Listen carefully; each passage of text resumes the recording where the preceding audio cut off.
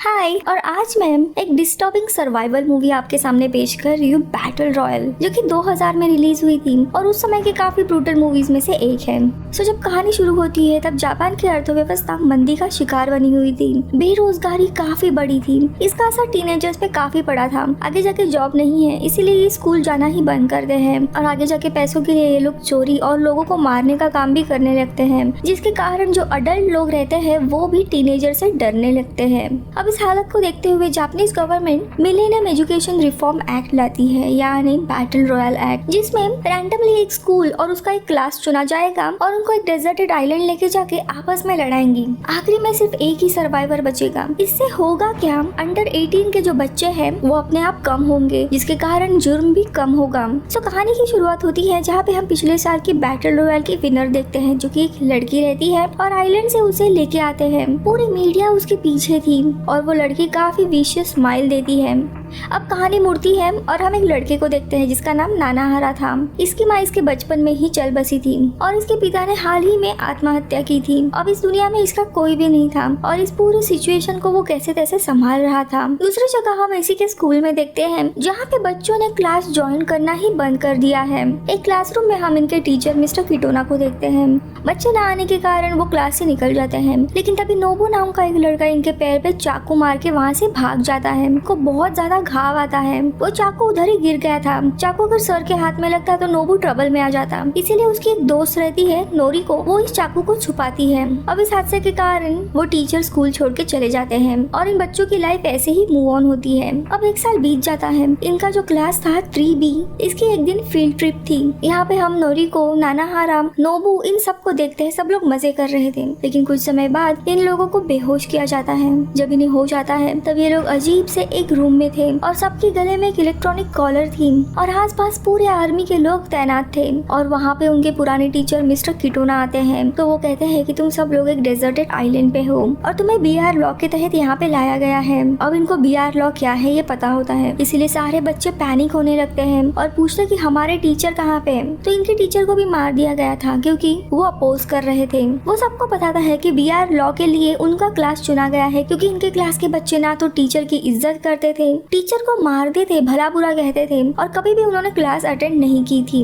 आगे वो सबको शांत रहने के लिए कहते हैं और उनको आगे क्या करना है इसका एक वीडियो दिखाते हैं, जिसमें एक लड़की काफी खुशी से उन्हें इस एक्ट के रूल बताती है। वो कहती है कि तुम लोगों को एक डेजर्टेड आइलैंड पे लाया गया है जो 10 किलोमीटर रेडियस का है। अब इस वीडियो के दौरान ही एक लड़की बात कर रही थी। ये देख किटोना सीधा उसे चाकू फेंक के मारता है और वो उधर ही मर जाती है। अब ये सब कुछ सुनने के बाद नोबू हंगामा करने लगता है। तो किटोना सीधा उसका बेल्ट ऑन करता है, उसका काउंटडाउन शुरू हो जाता है। वो काफी बेचैन होने लगता है और कुछ ही सेकंड के बाद ब्लास्ट कर देता है। अब ये हादसा देख सब लोग पैनिक होते हैं और इधर उधर भागने की कोशिश करते हैं, लेकिन आर्मी के कारण वो भाग नहीं पाते। ये देख के सारे बच्चे डर जाते हैं और उन्हें पता चल जाता है कि यहाँ पे अब उनका कुछ होने नहीं वाला है। अब वो वीडियो वापस चालू करते हैं जहाँ पे इन लोगों को 3 दिन तक ये खेल खेलना है, जिसमें सर्वाइव करने के लिए इनको एक दूसरे को ही मार डालना है। आखिरी में एक ही विनर रहेगा। अगर खेल में उन्होंने कुछ भी चीटिंग करने की कोशिश की तो उनके बेल्ट के जरिए उन्हें ब्लास्ट कर दिया जाएगा। इतना ही नहीं, यहाँ पे डेंजर जोन भी है जिसमें रहने पर बेल्ट के जरिए उन बच्चों को ब्लास्ट कर दिया जाएगा। इन बच्चों के साथ साथ 2 ट्रांसफर स्टूडेंट्स भी थे जिन्होंने ऑलरेडी ये गेम खेला हुआ था। अब हर एक को एक बैग दी जाती है जिसमें पानी की बोतल, 3 दिन का कुछ थोड़ा बहुत खाना और एक हथियार था और सब लोग निकल जाते हैं। नानाहारा बाहर आते ही नोरिको का इंतजार कर रहा था। तभी उनमें से एक लड़की उसके सामने आती है, लेकिन उसके गले पे कोई अचानक से बाण मारता है। अब वो लड़का नानाहारा पे भी हमला करने वाला था, लेकिन नोरिको वहाँ आती है और ये दोनों भी वहाँ से भाग जाते हैं। दोनों भी समुद्र के यहाँ पे एक गुफा में आके छुप जाते हैं। जब दोनों अपने अपने बैग खोल के देखते हैं तब उसमें कोई हथियार नहीं था, लेकिन एक में बाइनोकुलर तो दूसरे में शील्ड थी, यानी कि उसका कोई यूज ही नहीं था। यहाँ पे रोते हुए नानाहारा कहता है कि मैं अपने जिगरी दोस्त को तो बचा नहीं पाया, लेकिन मैं तुम्हारी रक्षा जरूर करूंगा। तो दूसरी जगह पे हम ट्रांसफर स्टूडेंट क्रियामा को देखते हैं। कुछ बच्चों ने टीम अप किया था क्योंकि उनके पास मशीन गन्स और ग्रेनेड थे। वो क्रियामा को घेर लेते हैं और उसे मारने वाले, लेकिन क्रियामा उन्हें फंसा के उनकी गन छीन लेता है और सबको मार गिराता है। क्रियामा ने ये गेम ऑलरेडी खेला हुआ था, इसलिए वो काफी खतरनाक था। वो इन सब के हथियार और ग्रेनेड अपने साथ ले लेता है। इसी में हम दूसरे कपल को देखते हैं। वो इस गेम से इतने डरे हुए थे कि पहाड़ी से कूद के वो अपनी जान दे बैठते हैं। इसके बाद हम मित्सुको नाम के एक लड़की को देखते हैं। ये भी वन ऑफ लीड रोल में है। वो एक कॉटेज में आती है जहाँ पे एक लड़की छुपी हुई थी। उसे लगता है कि मित्सुको के साथ वो टीम अप करके लोगों को मार सकती है, लेकिन मित्सुको उसे ही बेरहमी से गला चीर के मार देती है। अब अगला दिन आता है जिसमें कौन कौन मर चुका है इसके अनाउंसमेंट और डेंजर जोन डिक्लेयर किए जाते हैं। नोरिको और नानाहारा डेंजर जोन में थे, इसीलिए ये लोग जल्दबाजी में भागने लगते हैं। तभी वहाँ पे नानाहारा का दोस्त वहाँ पे आता है जिसके हाथ में एक्स थी। वो नानाहारा को मारने के लिए आता है। दोनों का भी पैर फिसल के नीचे गिरने लगते हैं और आखिरी में उस दोस्त को ही उसी के सर पे वो एक्स लग जाती है। तभी दूसरी तरफ से एक दूसरा लड़का नानाहारा को मारने के लिए आता है, लेकिन तभी कवाड़ा नाम का एक लड़का आता है और उस लड़के को मार देता है। कवाड़ा भी एक ट्रांसफर स्टूडेंट था। वो आसपास के सारे मरे हुए लोगों का सामान लेता है और वो इन दोनों को नहीं मारता बल्कि इनके साथ वो आगे निकल पड़ता है। थोड़ी दूरी पे दो लड़कियां मदद के लिए पुकार रही थी। ये देख नानाहारा बिना हथियार के ही उनकी मदद करने जाता है, तो कवाड़ा काफी गुस्से में उसे रोकता है और कहता है कि तुम उनकी मदद नहीं कर सकते, भले वो तुम्हारी दोस्त है, क्योंकि तुम उन्हें बचाने जाओगे लेकिन खुद ही मर जाओगे। वहाँ इनकी ये लड़ाई चल ही रही थी। तभी वहाँ पे क्रियामा आता है और उन दोनों लड़कियों को मार देता है। ये देख कवाड़ा इन दोनों के साथ वहाँ से भाग निकलता है, लेकिन भागते हुए नोरिका गिर जाती है और उसे काफी चोट आती है जिसके कारण वो बेहोश हो जाती है। आगे जाने पर उन्हें एक घर दिखाई देता है और वहाँ पे नोरिका रेस्ट करने लगती है। दूसरी जगह पे हम मिमुरा नाम के एक लड़के को देखते हैं जो कि एक हैकर था। उसे एक कंप्यूटर मिलता है और वो तरीके ढूंढने लगता है जिससे गले का ये डिवाइस डीएक्टिवेट किया जाए, क्योंकि डिवाइस में एक माइक्रोफोन था जिससे कीटोन और उसकी आर्मी सारी बातें सुन रही थी। उसके बाद वो मेन कंप्यूटर को हैक करने का प्रोग्राम बनाने लगा है। तो दूसरी जगह पे हम चिक्सुआ नाम के एक लड़की को देखते हैं जिसे जॉगिंग करना इतना पसंद था कि वो ऐसे समय में भी जॉगिंग के लिए निकल पड़ती है। तभी वहाँ पे एक लड़का आता है और उसे कहता है कि मैं तुमसे बहुत प्यार करता हूँ, हम दोनों यहाँ पे मरने ही वाले हैं, तो क्यों ना हम दोनों भी इंटीमेट हो जाते हैं। चिक्सुआ उसे नजरअंदाज करते हुए आगे बढ़ती है, तो वो लड़का उसे एरो से डराने के लिए जाता है, लेकिन उसी में सुआ जख्मी हो जाती है। दोनों की भी काफी लड़ाई होती है जिसमें वो लड़का मारा जाता है। लेकिन तभी वहाँ पे मित्सुको आती है। ये देख चिक्सुआ वहाँ से भागने लगती है, लेकिन मित्सुको उसे गोली मार देती है। चिक्सुआ अधमरे हालत में जमीन पे पड़ी हुई थी। तभी वहाँ पे उसका दोस्त हिरोकी आता है। चिक्सुआ को उसमें क्रश था और वो उसके साथ ही अपने आखिरी पल गिनती है। दूसरी जगह पे हम इन तीनों को देखते हैं। कवाड़ा इन्हें अपनी कहानी बताता है। कुछ सालों पहले ये अपनी गर्लफ्रेंड के साथ इसी खेल में शामिल हुआ था और आखिरी में वो दोनों ही बच गए थे। दोनों भी एक दूसरे को मार नहीं सकते थे, इसीलिए जानबूझ के कवाड़ा के गर्लफ्रेंड ने कवाड़ा को पैर के आसपास गोली मारी। ये देख के कवाड़ा को लगता है कि वो धोखा दे रही है, इसीलिए वो अपने गर्लफ्रेंड को मार डालता है। लेकिन गर्लफ्रेंड काफी मुस्कुराते हुए गुजर जाती है। तो नोरिका उसे बताती है कि उसने जानबूझ के तुम्हें मारा था और तुम आखिरी में बच जाओ। और ये सुनने के बाद वो काफी रोने लगता है। इनकी बातचीत के दरमियान ही क्रियामा एक लड़के को मारते हुए वहाँ पे आता है और इनके घर में उस लड़के का सर डाल देता है जिसके मुंह में बॉम्ब था, जिसे धमाका होता है। उसका ध्यान हटाने के लिए नानाहारा जानबूझ के उसके सामने से भागता है। क्रियामा उसका पीछा करने लगता है जिसके कारण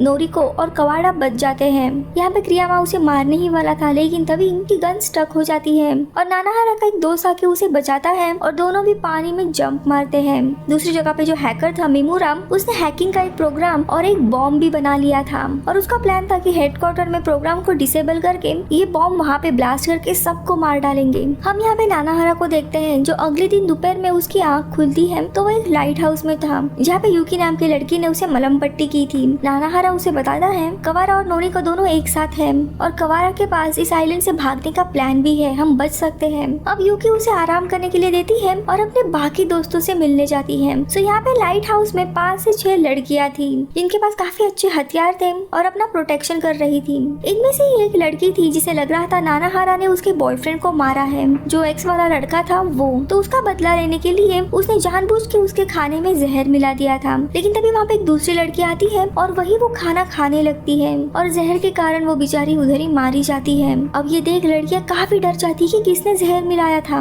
और एक दूसरे में ही झगड़ा करने लगती है और एक दूसरे को आखिरी में मार डालती है। लेकिन जिस लड़की ने जहर मिलाया था वो टेबल के नीचे ही छुपी हुई थी, लेकिन उसके कारण उसके सारे दोस्त मारे गए हैं, इसीलिए वो भी सुसाइड करती है। तो यहाँ पे नानाहारा इन दोनों को भी ढूंढने के लिए निकल पड़ता है। दूसरी जगह पे नोरिको सोई हुई थी, तभी उसे सपना आता है कि उसके जो टीचर है कीटोना और वो एक नदी के किनारे है। तो यहाँ पे स्कूल में कीटोना अक्सर नोरिको से इनअप्रोप्रिएट बात किया करते थे, इसीलिए स्कूल की लड़कियां नोरिको को काफी चिढ़ाती थी, उसे बाथरूम में बंद भी करती थी। जब ये बात नोबू को पता चलती है तब जानबूझ के किटोना को सजा देने के लिए उसने उसके पैर पे चाकू मारा था।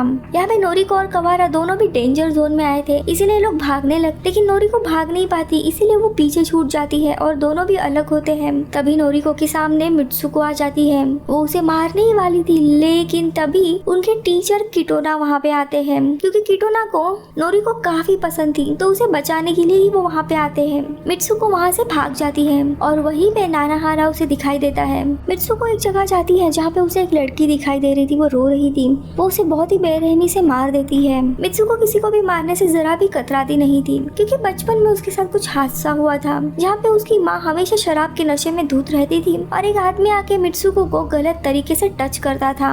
एक दिन मित्सुको ने गुस्से में उस आदमी को ढकेल दिया था और वो सीढ़ियों से नीचे गिर के मर गया था। इसीलिए मित्सुको के मन में यही एक बात थी, अगर कोई तकलीफ दे रहा है तो उसे सीधा मार दो, और इसी के कारण वो इतनी कठोर थी। आगे वो क्रियामा से टकराती है, दोनों भी एक दूसरे से काफी लड़ाई करती है, लेकिन आखिर में क्रियामा उसे मार देता है। हम मिमुरा और उसके दोस्त को देखते हैं। उसका प्रोग्राम रेडी था जिससे वो किटोना का पूरा सिस्टम हैक कर देता है, जिसके कारण किटोना पूरा सिस्टम रिस्टार्ट करता है। अब आगे उसने जो बॉम्ब बनाया था वो भी हेडक्वार्टर में डालने के लिए जाता है, लेकिन तभी वहाँ पे क्रियामा आता है और इन सबको वो शूट करने लगता है। लेकिन मिमुरा जख्मी हालत में उस बॉम्ब को एक्टिवेट करता है और वहाँ पे बहुत बड़ा ब्लास्ट होता है, जिसके कारण क्रियामा भी जख्मी होता है और उसे दिखना बंद हो जाता है।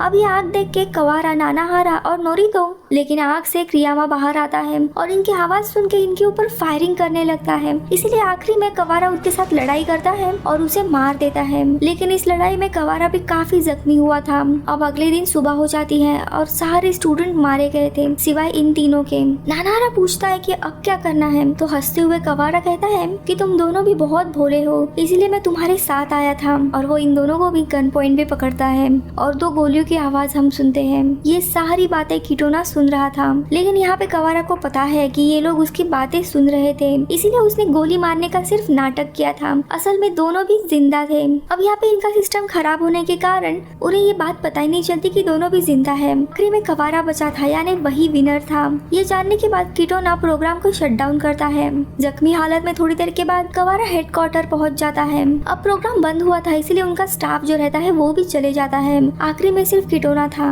और तभी वहाँ पे नोरितो और नानाहारा आ जाते हैं, लेकिन किटोना सरप्राइज नहीं होता। उसे पहले से ही पता था ये कवारा का प्लान है और वो इनको एक पेंटिंग दिखाता है जिसमें सारे बच्चे एक दूसरे को मार रहे हैं और आखिरी विनर नोहारा रहती है, जो कि किटोना ने पहले से ही प्रेडिक्ट किया था। वो आगे बताता है, एज अ टीचर हमेशा मुझे स्टूडेंट से हेट मिलता रहा और मुझे ये बात अच्छी नहीं लगती थी।